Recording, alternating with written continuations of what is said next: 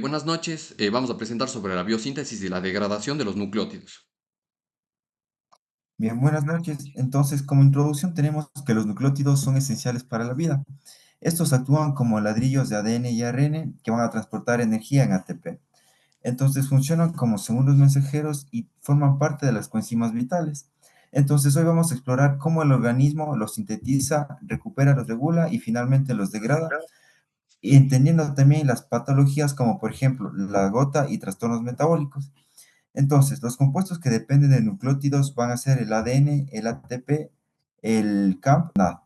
Entonces, para continuar, les tenemos una pregunta. ¿Cuál de estas funciones crees que se consume más nucleótidos al día? La respuesta es la replicación del ADN. Bueno, como primer punto están las vías de la síntesis de los nucleótidos purinas. La síntesis del novo de las purinas ocurre en el citoplasma y construye sobre un anillo purínico directamente sobre una ribosa. Todo inicia en la ribosa 5-fosfato que mediante un fosforibosil pirofosfato sintetasa forma el fosforibosil pirofosfato.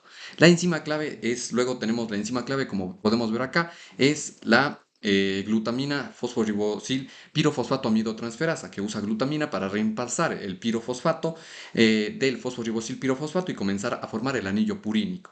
El anillo se forma arma paso a paso con contribuciones de la glutamina, la glicina, el aspartato, el CO2 y también el formil THF. Bien, entonces el primer nucleótido formado es el IMP, que es la inosina monofosfato.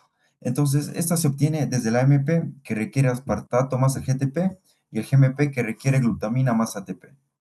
Entonces, bueno, como segundo punto están las vías de recuperación de las purinas, que es el salvamento. Las vías de salvamento reutilizan las bases purínicas que provienen del recambio normal del ADN y el ARN. Son energéticamente más eficientes que la síntesis del novo, es decir, que volver a generar nuevos nucleótidos.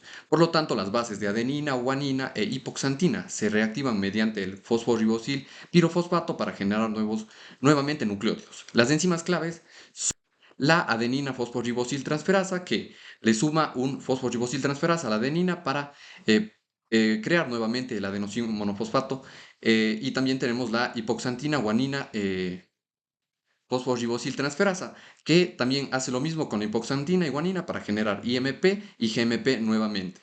La relevancia clínica es que el déficit de esta enzima va a provocar el síndrome de Lesch-Nyhan, que produce que se acumule el ácido úrico, discinesias y también autolesión. Bien, entonces como tercer punto tenemos el metabolismo de las purinas, el ácido úrico y la gota. Entonces, el catabolismo de las purinas va a generar AMP, IMP, GMP, que estas se oxidan en hipoxantina, luego axantina y como producto final tenemos el ácido úrico, mediante la xantina oxidasa. Entonces, los humanos carecemos de uricasa, por eso el ácido úrico es el producto final. Entonces, tenemos la gota. Esta va a ser se va a ocasionar por la hiperuricemia, que va a producir cristales de urato monosódico que se van a depositar en las articulaciones. Y esto va a generar una inflamación aguda. Entonces, las causas tenemos que son tumores, el síndrome de Lesch-Nyhan y las dietas ricas en... ¿Ya? También tenemos lo que es la disminución de excreción renal y el alcohol, que este va a producir lactato y este lactato va a competir por la excreción con el ácido úrico.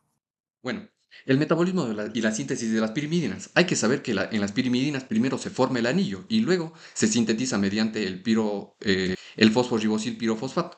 Las enzimas claves son ¿No? la carbamoil fosfato 2, esta combina la glutamina, el bicarbonato y también el ATP para formar carbamoil fosfato. Este progresa, perdón, hacia ácido orótico y es el precursor del anillo pirimidínico. PRPP. Eh, El orotato se suma al PRPP, como ya dijimos antes, y forma el OMP. Y este a su vez forma UMP, que es el primer nucleótido pirimidínico. Desde el UMP se obtienen que el UDP, el UTP y el CTP. Estas dos anteriores se producen mediante quinasas que las fosforilan y el CTP se produce mediante la CTP sintetasa.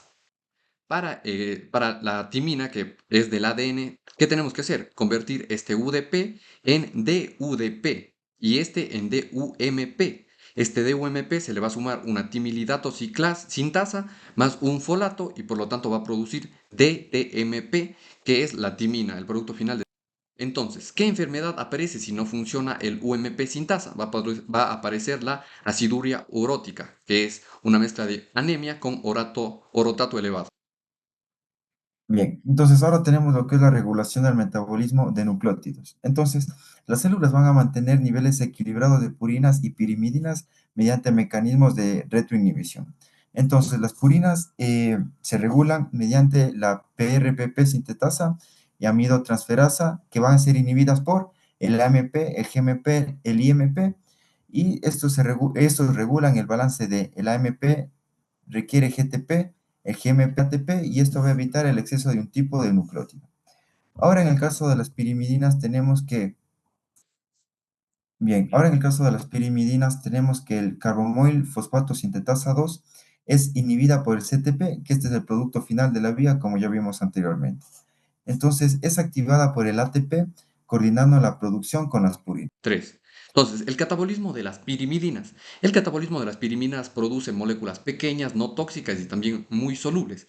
La ruta, el uracilo, como vemos en esta imagen, sigue que el dihidroxiuracilo y luego el beta-alanina, y ese sería su producto. Y luego tendríamos la timina, que sigue la dihidroxitimina y sigue la beta-amino isobutirato. Estas moléculas pueden participar en el metabolismo de los aminoácidos o pueden ser eliminadas fácilmente. Otros productos finales son el CO2 y también el amoníaco. A diferencia de las purinas, estas no forman cristales ni causan patologías.